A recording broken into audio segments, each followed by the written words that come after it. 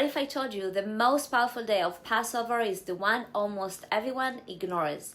The seventh day of Passover isn't just another holiday day. It's the only time of the year you're given access to miracles in relationships, health, and livelihood.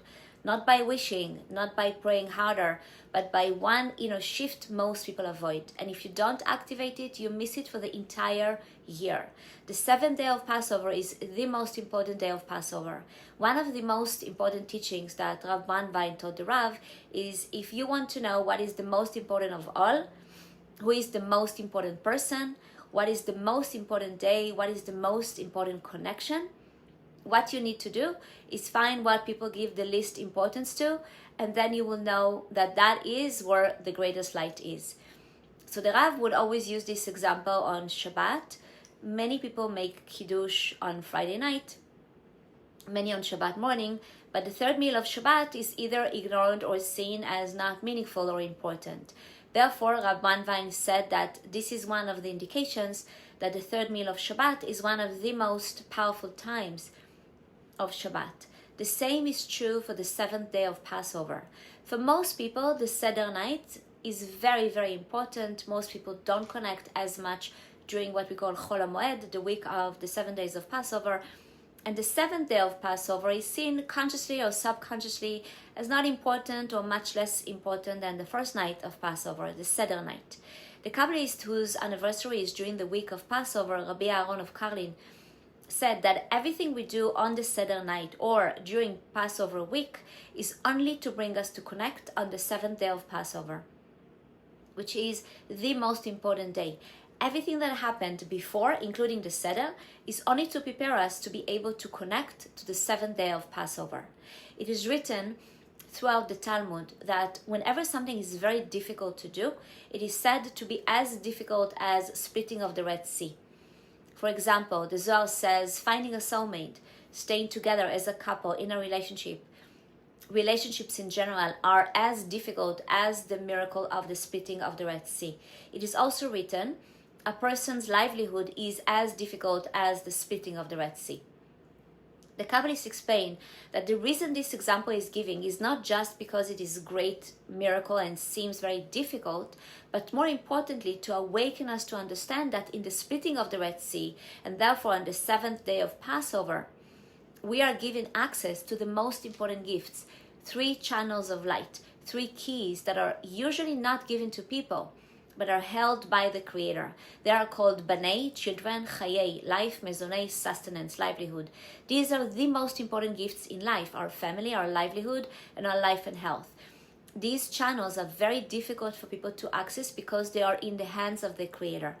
But the Kabbalists explain that on the seventh day of Passover, we are given access to these 3 keys. There is no other day of the year where we can access these 3 channels with such abundance.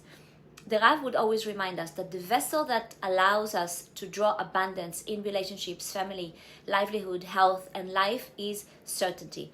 And the only day of the year where we have access to the greatest level of certainty is the 7th day of Passover. In the Torah, in the part that speaks about the level the Israelites reached on this day, it says, and they believed in the Creator and in Moses his servant. They reached the highest level of certainty, and therefore the Kabbalists explain that from the 7th day of Passover, we draw certainty for the entire year. So we spoke about 5 gifts: relationships, soulmates, children, family, life, health, livelihood, abundance, and certainty. And this is not even the end of the list, but to understand that there is no other day in the year where we can access these gifts. We also know that the miracle of the splitting of the Red Sea happened through self-sacrifice. Nachshon ben Aminadav and the Israelites were willing to completely let go of their ego and their desire for oneself alone to connect to the light of the Creator. Self-sacrifice is another gift possible on the 7th day of Passover. What is a miracle?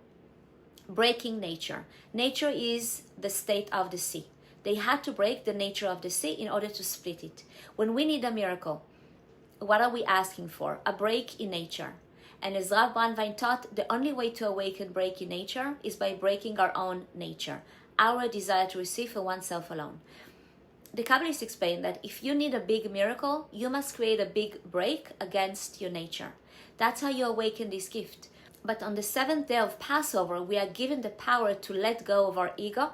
And when we do it in extreme ways, we can awaken extreme miracles. So this is another set of gifts. Self-sacrifice, the ability to let go of ourselves, and through that ability to create miracles. There is no other day like this. Vayosha Hashem bayom hahu. The Creator saved on that day. We say this every morning in prayer. On that day, the Creator brought the Israelites out of their challenge. It was the only day they could be saved. If they had to come to the sea one day earlier or one day later, even with all the self-sacrifice, they would not have been able to awaken the miracle needed. Only on that day, only on the 7th day of Passover, there is an opening for what is called salvation, elevation, redemption, like no other day of the year. And of course, the purpose of our connection during the holiday is to draw all of these gifts for the entire year. People also ask, why is there nothing special we are commanded to do on the 7th day of Passover? On the Seder night, there are many different actions. On Yom Kippur, there are actions. On Rosh Hashanah and Sukkot, there are many different actions. But on the 7th day of Passover, there is nothing to do. Because it says when Mashiach comes at the end of correction, when pain and suffering are removed, all actions will cease. There will be nothing to do, only the full revelation of the light of the Creator. This day is like that. The Creator saved on that day. On that day, the Creator will be one and His name one.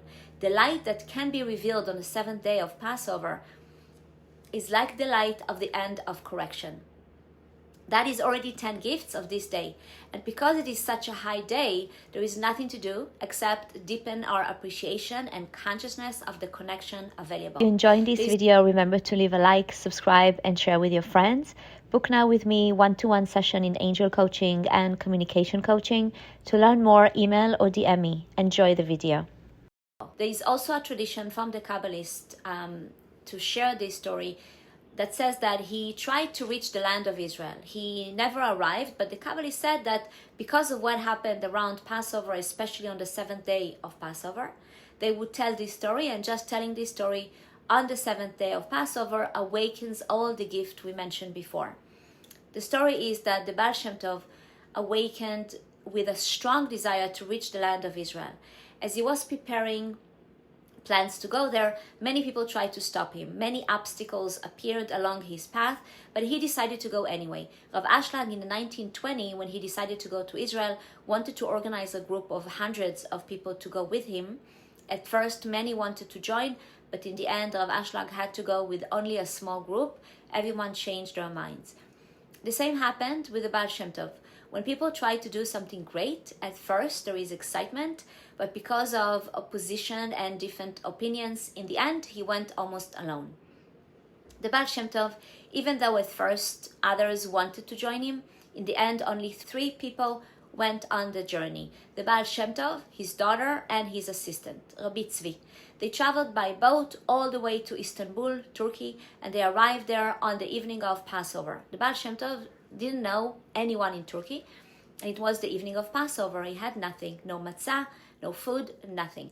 But he had complete certainty that somehow he would find matzah and somehow he would find food. He had absolute certainty that the light would help him. On the night of the Seder, the Baal Shem Tov went to pray and study, and his daughter asked him, what we will do tonight, what we will do for the Seder, where will we find food, where will we find matzah? They had nothing prepared. The Baal Shem Tov answered with certainty, I have no doubt that the Creator will help us. The Creator will arrange a Seder for us. That same night, by coincidence, there was a very wealthy man who never had children, and his wife had tried for many years to have a child, but were unsuccessful. He traveled to Istanbul for Passover in order to find a Kabbalist who could bless him with a child. He began his journey in Ukraine, where the Baal Shem Tov had been, but the Baal Shem Tov had already left. He was told where the Baal Shem Tov would go next, and he followed him from place to place, always missing him, until finally on that very night, Passover evening, he found the Baal Shem Tov in Istanbul. Of course, the man had money, food, and servants. He found the Baal Shem Tov's daughter and told her he was looking for her father. She introduced herself and she said, I want you, your father, and his assistant to come and celebrate the Seder with me.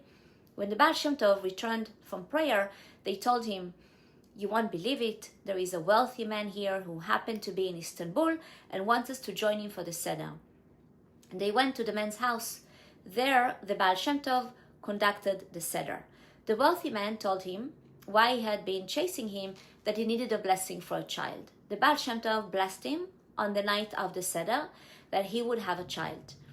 Immediately after giving the blessing, the Baal Shem Tov heard a heavenly voice from the upper worlds announcing that this man was not meant to have a child.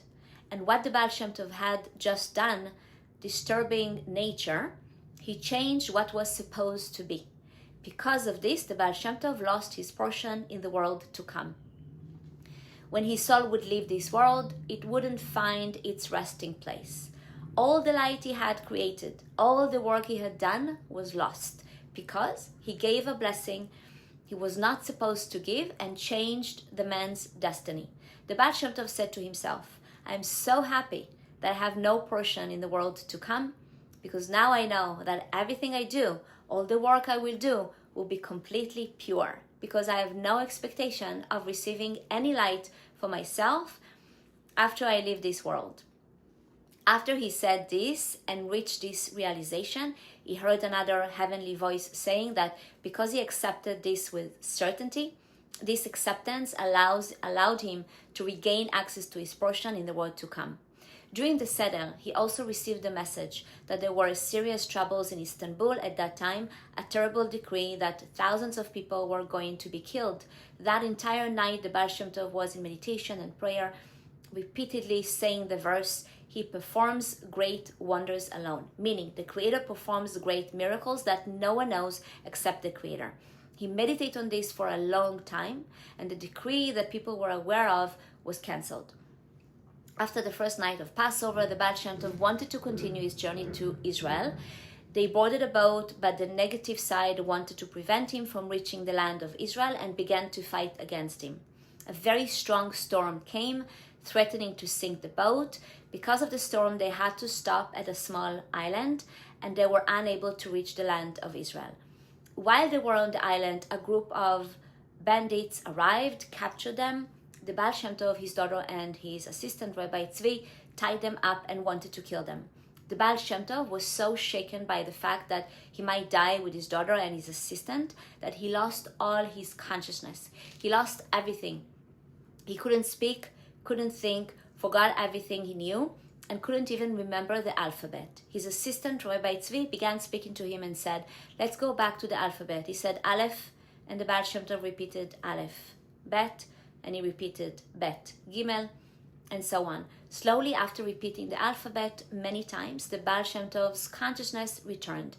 Then a miracle happened. People arrived, authorities came, found them, and the bandits who had captured them had to run away. They untied them and allowed them to return to the boat. They continued their journey, but the captain was unable to navigate properly. He made mistakes, and on the 7th day of Passover, they returned to Istanbul, not intentionally. They tried to reach Israel, but kept making navigation errors. At that point, the Baal Shem Tov understood that it was not the right time for him to reach the land of Israel, and he never arrived there. After the 7th day of Passover in Istanbul, he returned to Ukraine, to Mazibush, where he lived. There are many teachings about this story, but what we want is that by repeating this story and learning it on the 7th day of Passover, we gain access to these gifts, because this was not coincidence. We know that Kabbalists often take upon themselves pain or challenges in order to save others from pain and challenges. One of the awakenings from this story is that the Baal Shem Tov took upon himself not to enter the land of Israel, that a certain light would not be revealed to him, in order that for future generations, that light would shine. What is interesting is that if the Baal Shem Tov had reached the land of Israel and completed his connection there, his light would have shined less in the world. And it is likely that 200 plus years later, we wouldn't still be receiving from his light. From this story, we learn certainty. We learn that the journey of life is guided by the light of the Creator, sometimes the way we want and sometimes not the way we want, but always according to the light's will. And if we can connect to the Creator's will in everything that happens in our lives, then we can receive the blessings meant for us. May we all merit a true awakening to the immense light available in the 24 hours of the 7th day of Passover. And may we draw every possible spark of light, because there is no other day like it. Think also of all the people who need miracles, who need healing, livelihood, life, children, relationships, partners. This is the time to awaken it, not only for ourselves, but for everyone we love and everyone around us. Today, choose one situation where you usually react from ego and do the opposite. Pause, let go, choose connection over control. That's how you open the sea in your life.